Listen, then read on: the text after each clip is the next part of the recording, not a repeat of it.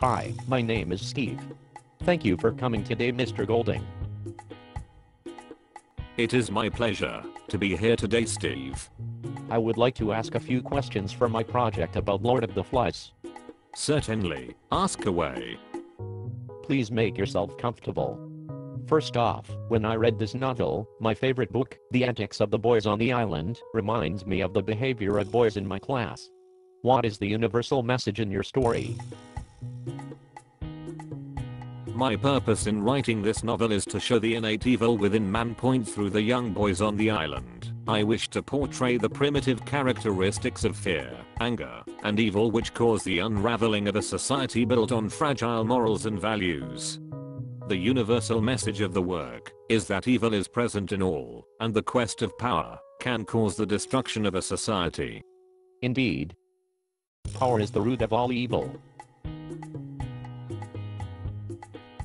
What character do you associate yourself with, Steve? Ralph, I suppose. Ah, what an intriguing choice. Ralph is one of my favorite characters. He is certainly a diamond in the rough.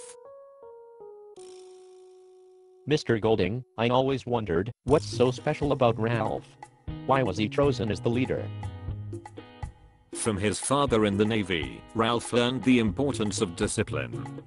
The boys chose Ralph because of his size and attractive appearance, and there was the conch through which Ralph united the boys. This is simply fascinating.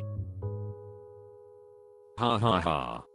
It is interesting to see how the boys' interactions change their personalities. You know, the alliance between Ralph and Piggy did seem unusual to me. At the start of the book, Ralph is disdainful of Piggy, but at the end on page 202 he wept for the fall through the air of the true wise friend called Piggy. What did their friendship signify? Ah, good question. The relationship between Ralph and Piggy is multi-layered and can be interpreted to resemble different ideas. First, it demonstrates the personal transformation of Ralph. While Ralph is initially arrogant and superior to Piggy, after realizing the seriousness of the problem on the island, he begins to appreciate Piggy more. In addition, Piggy is proof that a friend need not be glamorous to be loyal, as he tells Ralph that he is still chief even after the rest of the boys abandon Ralph. Finally, both of these characters are metaphors to show that the union of ethics and logic is not necessarily sufficient for the support of a society.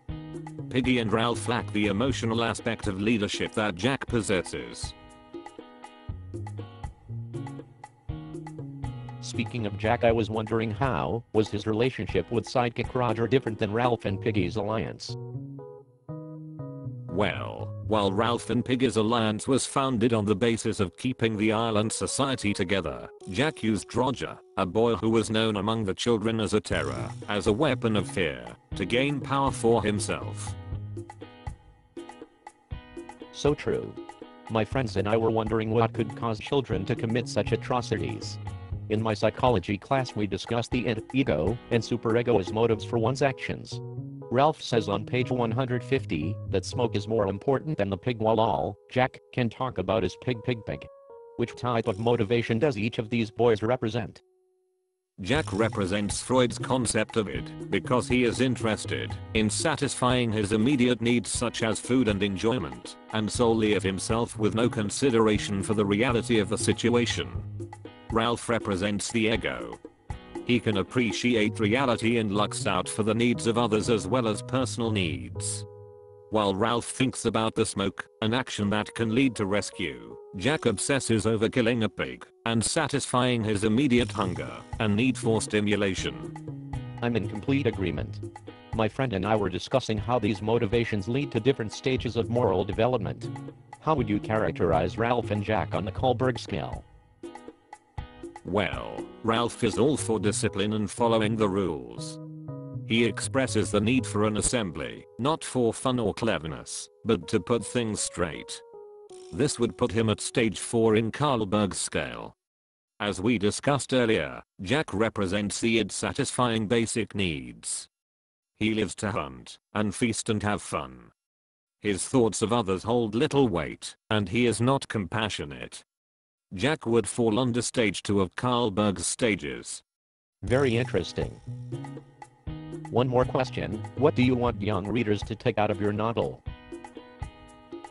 These are all excellent questions. Well, evil resides in all of us. However, each character has redeeming qualities as well. For example, though Jack is cruel, he has the power to bring the boys on the island together. As I said in my Nobel Prize acceptance speech, I'm a universal pessimist, but a cosmic optimist. My deepest gratitude goes to you, sir. It was nice to meet you, Steve. I enjoyed our little chat.